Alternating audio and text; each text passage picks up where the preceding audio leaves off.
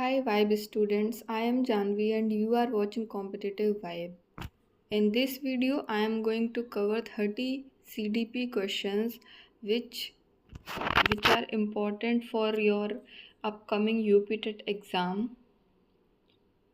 In this exam, you will see some changes, not merely changes but just like pattern of question, level of question. So it is necessary for you to have well prepared so that any changes if made by the board you can cope up with that. So without any delay, let's start our video. So if we come to question number 1, match the column A and B. In this question, you have given two columns, not in this PDF, means in actual question paper there were two columns, column A and column B, and option was like A1 comma B2 like this. So here you have to just find the correct answer and match the following. So animal intelligence was found by Thorndike. Animal intelligence was found by Thorndike. So A पे we will go for 3, Thorndike. And stimulus reinforcement.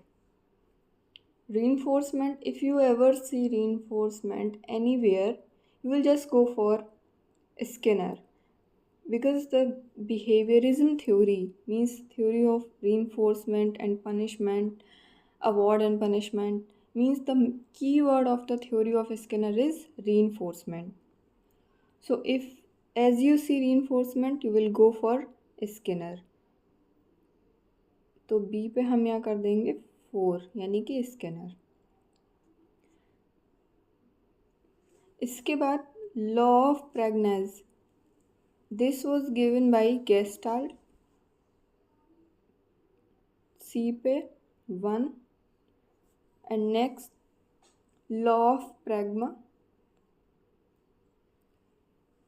which was given by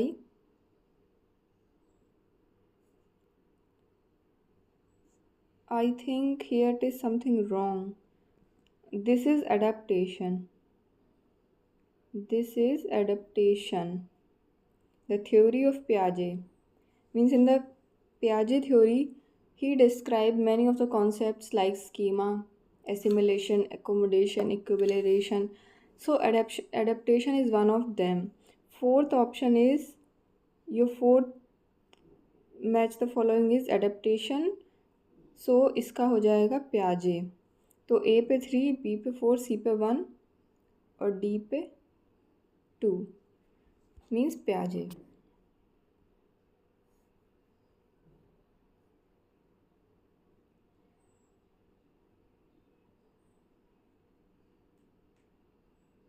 Question number 2. Development is a never-ending process. Yes, it is correct because development never ends.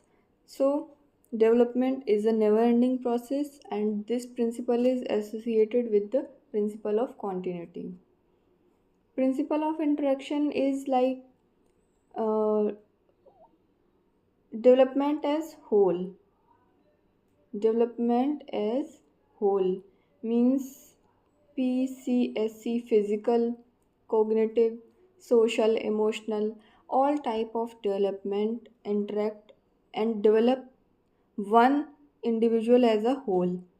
So वहाँ पे principle of interaction काम करता है और principle of integration काम करता है कि जहाँ पे हमारा डेवलपमेंट हो रहा है बट इंटीग्रेटेड हो रहा है. If we are learning science, then we are also learning mathematics, we are also learning geography. If we are learning maths, we are also learning language like word problem. And if we are learning geography, we are also learning maths like in map scales. So this is the principle of integration, when all the development integrates at one place. And same like interrelationship. Interrelationship is also like same, where all the developments are interrelated and dependent on each other. Means without development of reading we cannot speak. Without development of reading or writing, listening, we cannot write. So our next question is, इसका answer है principle of continuity. Means development never ends, means it continues through out the life, so it is associated with principle of continuity. Next, through which amendment of Constitution right to education was inserted? Means by which amendment act the Constitution right to education? Right to education was added by 86th Amendment Act 2002. In this, Article 21A was added, which is right to education, under which the right of children to free and compulsory education, means RTE Act 2009.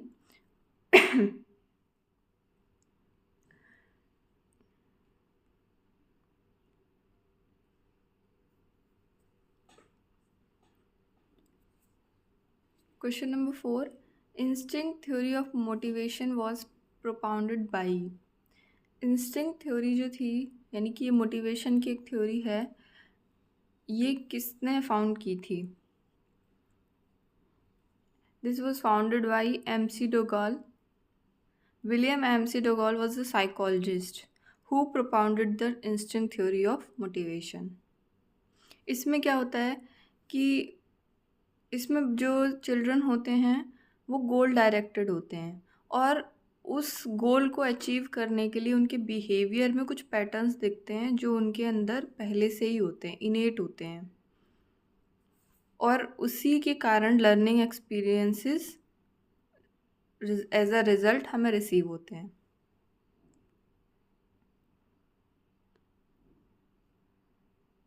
Question number 5.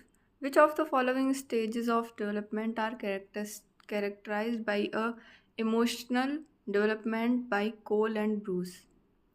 Coal and Bruce ने इनमें से कौन सी stage को categorise किया था?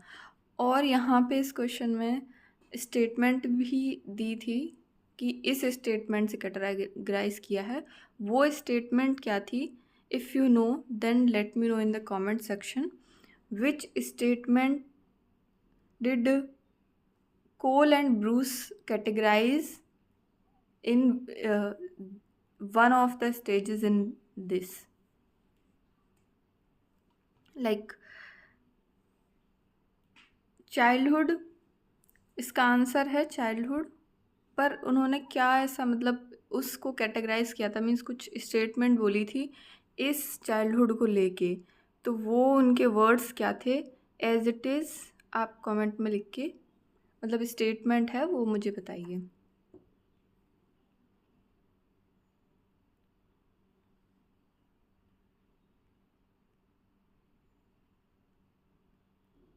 इसके बाद theory of multiple intelligence किसने दी थी? यानी कि इंटेलिजेंस का केवल यही मतलब नहीं होता कि कोई पढ़ने में बहुत तेज़ है एकदम तो ही और she is intelligent.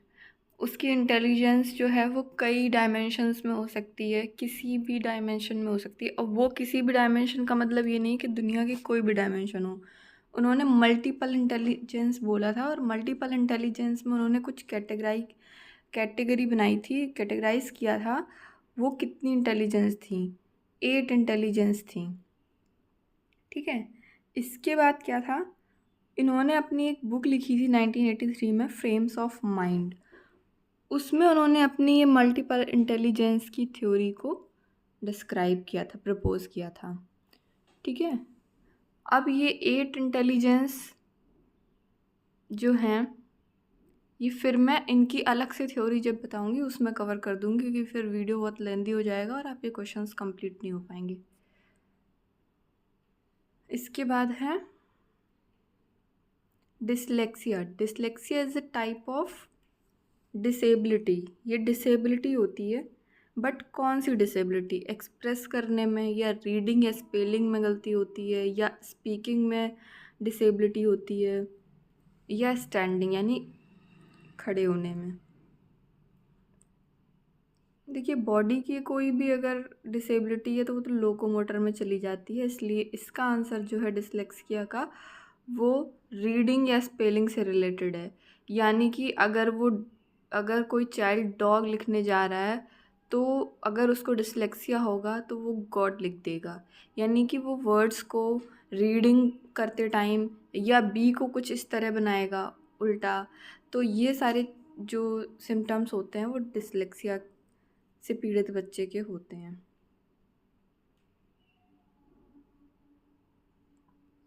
Question number 8 है, which of the following is the role of teacher in inclusive classroom? Inclusive classroom में टीचर का रोल क्या है? अगर हम सिंपल वर्ड्स में कहें तो केवल एक फैसिलिटेटर का, बस एक गाइड का, सिर्फ इतना। बट अगर हम ऑप्शंस के थ्रू देखें तो teacher should not pay attention. हमें नहीं लगता कि हमें इसके आगे पढ़ने की ज़रूरत है कि टीचर को ध्यान ही नहीं देना चाहिए। जैसे मतलब आगे कोई भी कुछ भी लिखा हो, आगे डिफरेंटली एबल्ड लिखा हो, चाहे नॉर्मल बच्चे लिखा हो, एबनॉर्मल लिखा हो, गिफ्टेड लिखा हो, अगर यहाँ पे लिखा है ध्यान ही नहीं देना चाहिए, तो फिर टीचर किस काम का वहाँ खड़ा है और वो ध्यान ही नहीं दे रहा। तो इसलिए पहला ऑप्शन तो वैसे ही एलिमिनेट हो गया। फिर आते हैं, make adequate seating arrangements according to the requirement of the child. यानी कि ऐसे सीटिंग अरेंजमेंट्स बनाने चाहिए जो बच्चों की रिक्वायरमेंट है। मान लीजिए अगर किसी को थोड़ा सा देखने में प्रॉब्लम है तो उसे थोड़ा सा फर्स्ट या सेकंड सीट पर ही रखे, या जो बच्चे पीछे बैठे बैठे शैतानी करते रहते हैं उनको थोड़ा फ्रंट सीट पे बुलाए, या जो भी सीटिंग अरेंजमेंट नीड के अकॉर्डिंग है, he should make sure the adequate sitting arrangements. तो इसको अभी के लिए साइड में रख सकते हैं क्योंकि ये सही लग रहा है थोड़ा। बाकी और देखिए, अगर teacher should devote extra time to teach learning disabled, ये भी है, बट हमें बेस्ट चुनना है, तो इसको भी अभी साइड रख देते हैं। इसके बाद teacher should encourage the children. तो इसमें क्या है कि टीचर शुड इनकरेज, बच्चों को इनकरेज करे, प्रोत्साहन करे उनका। तो इसमें हमें बेस्ट चुनना है कि कौन सा जो है वो सबसे सही होगा। In order to make inclusive education successful, a teacher should primarily go through by accepting, understanding and attending student differences। यानी कि सबसे पहले तो जो ज़रूरी होता है वो ये कि वो इंडिविजुअल डिफरेंस को समझे और सिटिंग अरेंजमेंट भी सही बनाए। तो यहाँ पे तीनों ऑप्शन सही लग रहे हैं, क्वेश्चन में ही गलती है, ऑप्शन में गलती नहीं है। यहाँ पे विच of the following is not होना चाहिए कि टीचर का रोल नहीं है इंक्लूसिव क्लासरूम में। तो यानी कि ये बात भी सही है, ये बात भी सही है और ये तीनों ही सही है, पहला गलत है। यानी कि कौन सा रोल नहीं है इंक्लूसिव क्लासरूम के अंदर टीचर का? तो केवल पहला ही काम नहीं है जो उस क्लासरूम के अंदर टीचर करता है, बाकी सभी करता है।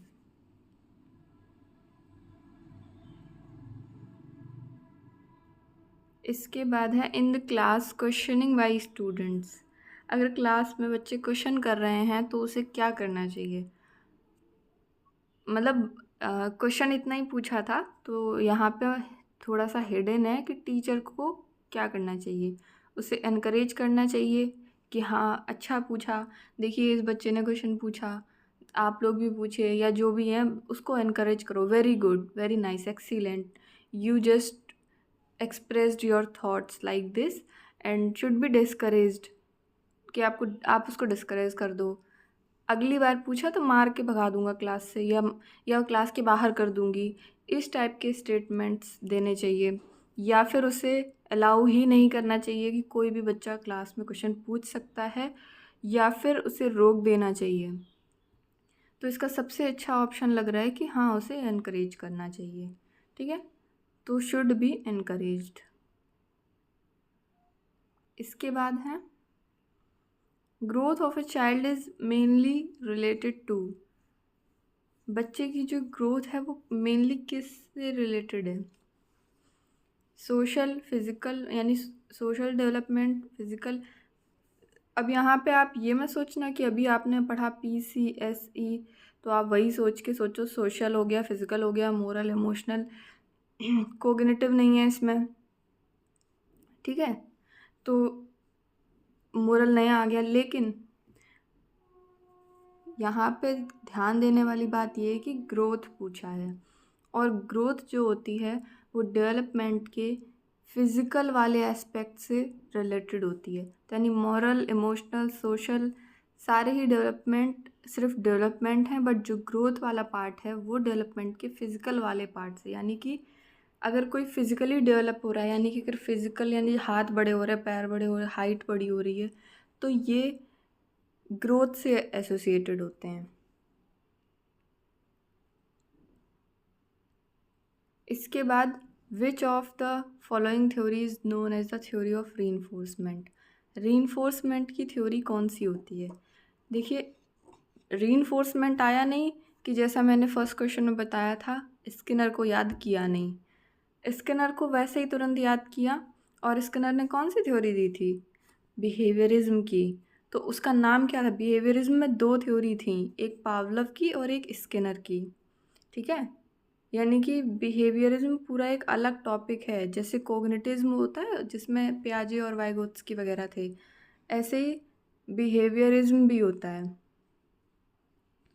बिहेवियरिज्म में दो आती हैं थ्योरी, एक पावलव की थ्योरी आती है और एक स्किनर की थ्योरी आती है। तो उन दोनों में एक क्लासिकल कंडीशनिंग थ्योरी थी और एक ऑपरेंट कंडीशनिंग। तो इसमें से जो स्किनर ने दी थी वो ऑपरेंट कंडीशनिंग थ्योरी थी।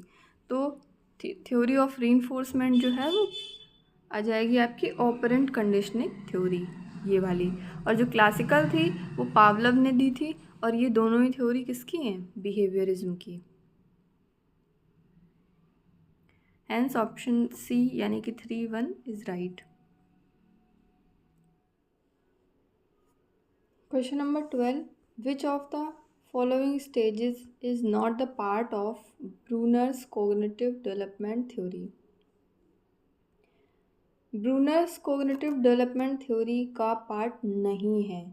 इन चारों में से ब्रूनर्स कोग्निटिव डेवलपमेंट थ्योरी जो थी उसका पार्ट नहीं है। तो जो उनकी एक रिसर्च थी 1966 की, उसमें इन्होंने अपनी कोग्निटिव डेवलपमेंट की थ्योरी जो थी वो प्रपोज की थी, और उसमें इन्होंने बताया था कि जो बच्चे रिप्रेजेंटेशन करते हैं ना, उनके इमेजिनेशंस जो रिप्रेजेंट होती हैं वो 3 मोड्स में होती हैं। और वो 3 मोड्स कौन कौन से हैं? एक तो इनएक्टिव स्टेज, दूसरा आइकॉनिक स्टेज, और तीसरा सिंबलिक स्टेज। ये 3 स्टेजेस उन्होंने 3 मोड्स दिए थे अपनी कोग्निटिव डेवलपमेंट थ्योरी में।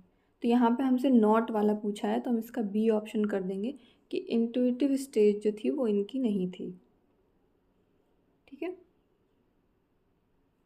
इसके बाद नेक्स्ट क्वेश्चन है, Morrison has described 5 steps in his teaching model at understanding level which are? Morrison ने 5 स्टेप्स को डिस्क्राइब किया था अपने टीचिंग मॉडल में अंडरस्टैंडिंग लेवल पे। यानी कि लेवल्स भी कई सारे थे ना, कि एक टाइम पे बच्चा अंडरस्टैंड कर रहा है, एक टाइम पे उसको अप्लाई कर रहा है, फिर उसका एनालिसिस कर रहा है, उसका सिंथेसिस कर रहा है। तो जो हेनरी मॉरिसन थे, इन्होंने जो 5 स्टेजेस दिए थे, इस 5 steps in this teaching model, अब उनमें से क्या थे?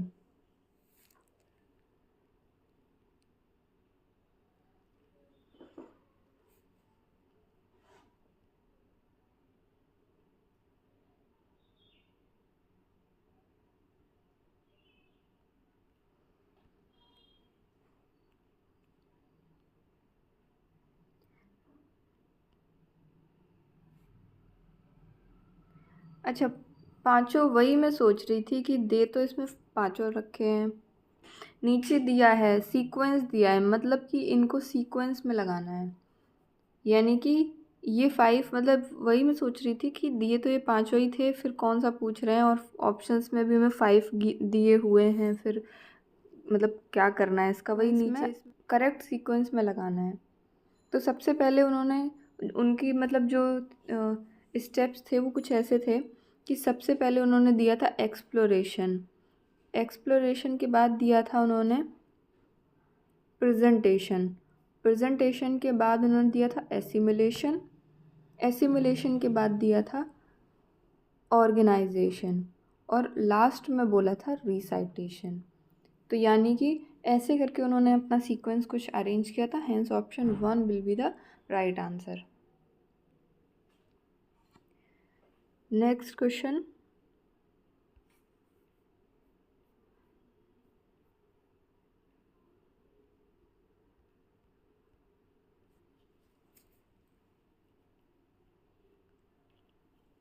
विच of the following is not related with the cognitive domain.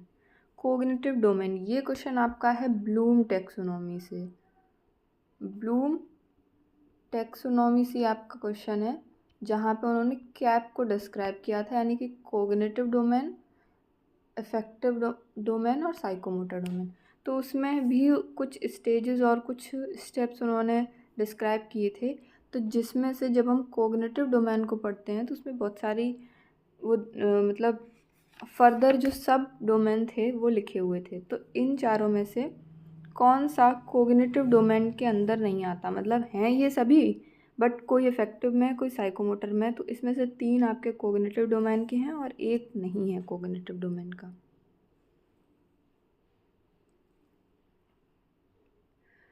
इसमें जो आपका है वैल्यू, वैल्यू आपके कोग्निटिव में नहीं आता, वैल्यू एक टाइप की फीलिंग है, वो अफेक्टिव में चली जाती है। तो ऑप्शन बी जो है वो कोग्निटिव डोमेन में नहीं आता, इसीलिए इस क्वेश्चन का राइट आंसर है।